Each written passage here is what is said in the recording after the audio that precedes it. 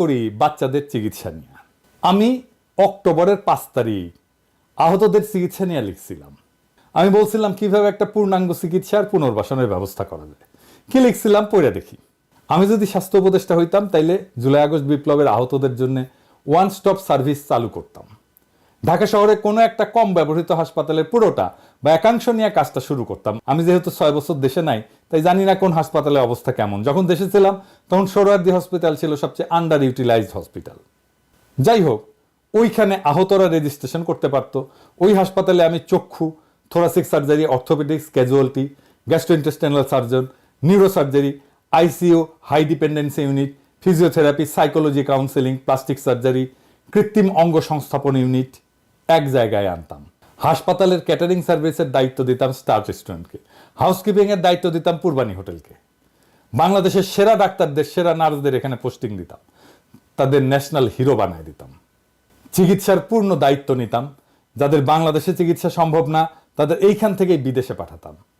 আমি হয়তো সিলেক্ট করতাম মালয়েশিয়া, কিছু ডাক্তার হায়ার করতাম কিউবা থেকে, ওরা টাকার বিনিময়ে ডাক্তার দেয়। আহতদের প্রত্যেককে আলাদা টিভি আর ল্যাপটপ দিতাম, ফ্রি হাই স্পিড ওয়াইফাই থাকতো। আশেপাশে বাসা ভাড়া নিতাম, সেখানে গেস্ট হাউস বানাতাম আহতদের পরিবারের জন্য। আহতদের পরিবারের 2 জন সদস্যের জন্য চিকিৎসা চলাকালীন সময় থাকা আর খাওয়া ফ্রি। একটা পুনর্বাসন ইউনিট করতাম, ওইখানে কিছু বিজনেস গ্র্যাজুয়েট বসায় দিতাম। তারা প্রত্যেকের পুনর্বাসনের জন্য আলাদা পরিকল্পনা আর আলাদা বাজেট করত। এই বাজেটের জন্য আমি প্রফেসর ইউনুসের পিছে লাইগানায় থাকা বাংলাদেশের বিজনেস টাইকুনদের ধরে কইতাম এরে পুনর্বাসিত করার টাকা দেন। বিজনেস টাইকুন আগে আমারে 2 বার সালাম দিত, তারপর কইতো যথা আজ্ঞা জনাব। একজন আহত চিকিৎসা সম্পূর্ণ করে ফিরে যাবে, তাদের নিয়ে পত্রিকা আলাদা স্টোরি করতাম। বলে দিলাম এখন দেখেন আপনারা যা ভালো মনে করেন। তো এটা দেখে স্বাস্থ্য উপদেষ্টা ডিজি হেলকে বললেন পিনাকির সাথে কথা বলো, প্ল্যানিংটা ফাইনাল করো। ওই সময় ডিজি হেল ছিল আমার ঘনিষ্ঠ বন্ধু, ক্লাসমেট সুমন নাজমুল। সো আমারে ফোন দিল। মুশকিল হচ্ছে যারা যখন কোনো দায়িত্ব পালন করে তারা তার কাজকে জাস্টিফাই করে এবং সে বলার চেষ্টা করে তুমি যেটা বলছো আমরা সেটাই করছি। তো আমরা বললো যে সুমন আমারে বললো যে দোস্ত চিকিৎসা হচ্ছে সবার এক এক হাসপাতালে, সবাই চিকিৎসা পাচ্ছে। আমি বললাম তাইলে কেন এত অভিযোগ? তো আমার বন্ধু যা বলছিল ওই একই ধরনের কথা আমি হাসনাত আব্দুল্লাহ শেয়ার করা পোস্টে দেখলাম আজকে। সেটা হচ্ছে এই আহতদের কেউ কেউ ছাত্রলীগের বিপ্লবী পোলাপানের হাতে মাইর খেয়ে এখন বিপ্লবী সাচ্ছে, এদের সাথে ছাত্রলীগের যোগাযোগ আছে। তাইলে হাসনাত একটা কথা বলি, মানে ক্ষুদ্র ভ্রাতা, আহতদের যে লিস্ট করা হয়েছিল, করার কথা প্রথম থেকে বলতেছি, সেটা ঠিক মতো হয়েছে? হয় নাই তো। যদি হয়তো তাহলে ছাত্রলীগ করা লোক কিভাবে আহত হিসাবে, বিপ্লবের কর্মী হিসাবে হাসপাতালে ভর্তি হয়? ছাত্রলীগকে আমরা চিকিৎসা দেবো না তা না, চিকিৎসা দেবো, কিন্তু বিপ্লবের কর্মী যে অ্যাটেনশন পাবে, যে সাপোর্ট পাবে, সেটা তো ছাত্রলীগের কর্মী পাবে না।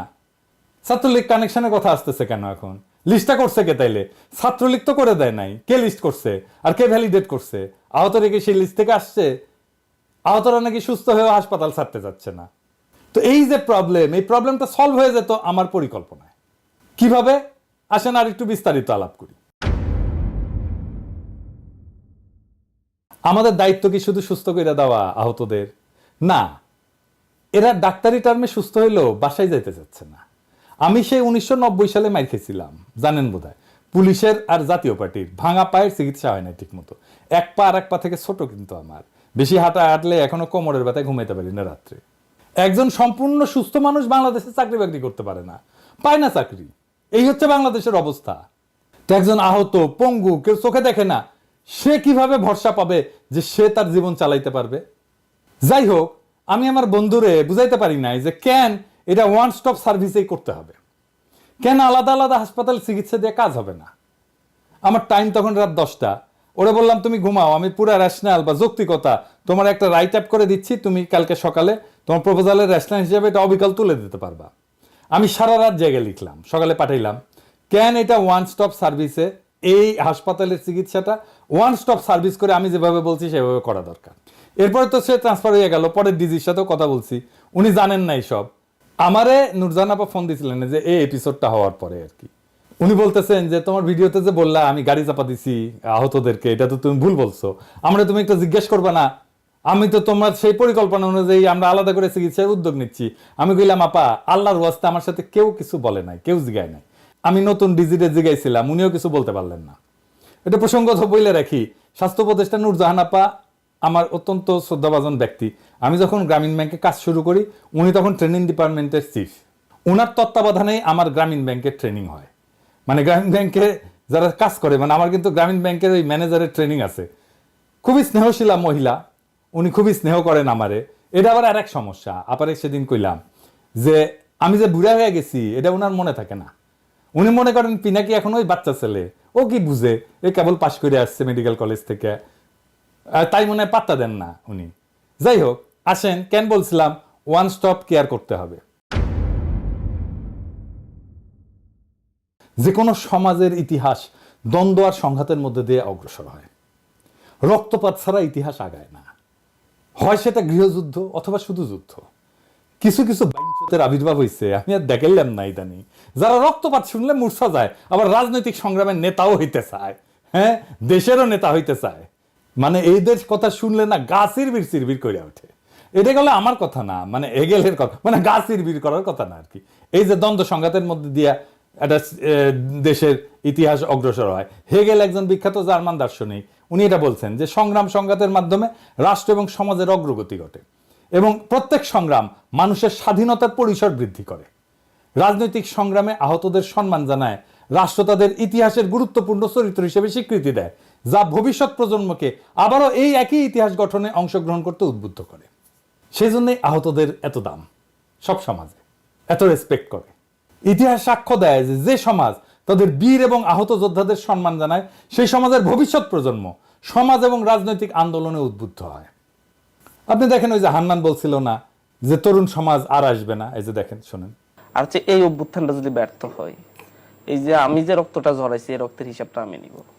এই অভ্যুত্থান যাদের কারণে ব্যর্থ হবে তাদের প্রত্যেকের মুখোশ খুলে দিব স্পষ্টত।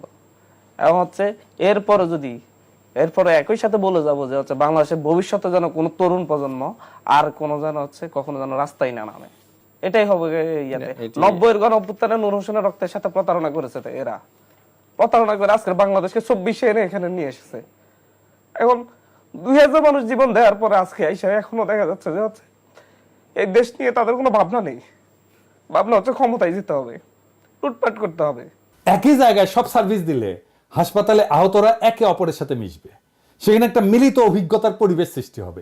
গুরুতর আহতরা হালকা আহতদের মানসিক এবং শারীরিকভাবে শক্তি পেতে অনুপ্রাণিত করবে, যা একটা ঐক্যের অনুভূতি গড়ে তুলবে। এমানুয়েল নেভিনাস আরেক দার্শনিক, উনি বলছিলেন যে মানব সম্পর্কগুলো নৈতিকতার ভিত্তিতে গড়ে ওঠে এবং অন্যান্যদের কষ্টকে স্বীকৃতি দিলে একটা সমন্বিত দায়িত্ববোধ তৈরি হয়। আহতরা পরস্পরকে সমর্থন করলে এই পরিকল্পনা এমন একটা সম্মিলিত নৈতিক প্রতিক্রিয়া তৈরি করত, যা শুধুমাত্র চিকিৎসার সীমা ছাড়ায় আবেগ এবং সামাজিক বন্ধনকে শক্তিশালী করত। আমি বলছিলাম ভালো খাবার দিতে হবে, পরিচ্ছন্ন একটা পরিবেশ দিতে হবে, পরিচ্ছন্ন পরিবেশ, সুশৃঙ্খল পরিবেশ, পুষ্টিকর খাদ্যের ব্যবস্থা রোগীদের মানসিক চাপ হ্রাস করত। দ্বিতীয় বিশ্বযুদ্ধের পরে যারা ফ্রন্ট লাইন থেকে আহত হয়ে আসছিল সৈনিকেরা, তাদের বিশেষ যত্নে রাখা হয়েছিল যাতে তারা মেন্টালি এবং ইমোশনালি সুস্থ থাকতে পারে। আর সুস্বাদু খাবারের কথা বলছি, সুস্বাদু খাবার দিয়ে আপনি আপ্যায়ন করবেন, এর ফলাফল আপনি দেখবেন। ভালো খাবার ছাড়া তো উৎসবই হয় না, ভালো খাবার দেখলেই মন প্রফুল্ল হয়ে যায়। আরেক দার্শনিক অ্যারিস্টটল বলতেন ইউডাইমোনিয়া মানে হচ্ছে শারীরিক এবং মানসিক স্বাস্থ্য ভালো থাকলে মানুষ তার সম্ভাবনা এবং পূর্ণতা অর্জন করতে পারে। ভালো খাবার তো ভালো পুষ্টি দেয়, মানসিক স্থিতিশীলতা নিশ্চিত করে, এইটা মানুষকে সুখ এবং পূর্ণতা দেয়। আমি সেজন্য খাবারের ব্যাপারে খুবই পার্টিকুলার। খাবার ভালো থাকতে হবে। স্টোয়িক দর্শন অনুযায়ী খাবার শুধু শরীরের জন্য না, এটা মানসিক স্থিতিশীলতা বজায় রাখার মাধ্যম। পুষ্টিকর খাবার হরমোনের নিয়ন্ত্রণ করে, যেটা আবেগ এবং আচরণে সরাসরি প্রভাব পড়ে। যেমন ধরেন সেরোটোনিন, এটাকে সুখের হরমোন বলা হয়। পুষ্টিকর খাবার থেকে যে অ্যামাইনো অ্যাসিড আছে সেটা ট্রিপ্টোফ্যান থেকে তৈরি হয়। এমন খাবার দেবেন যেটাতে হাই সেরোটোনিন থাকে। এই খাবারগুলো কিন্তু এক্সপেন্সিভ। আপনি যদি এই বাচ্চাদের এমন খাবার দিতেন যেটাতে ভেরি হাই সেরোটোনিন, দেখতেন এরা আনন্দের সাথে থাকতো ওই জায়গাগুলো এবং তাদের রোগের দুঃখ এগুলো কমে যেত। কিতে হাই সেরোটোনিন থাকে আমি বলি, যেমন মুরগি, হাঁস, এগুলো হাই সেরোটোনিন থাকে। ডিম, আমাদের মাছে ট্রিপ্টোফ্যান থাকে না, এগুলো এই যে স্যামন মাছে থাকে, লাল মাংসে থাকে মাঝারি খুব বেশি না, মাঝারি পরিমাণে।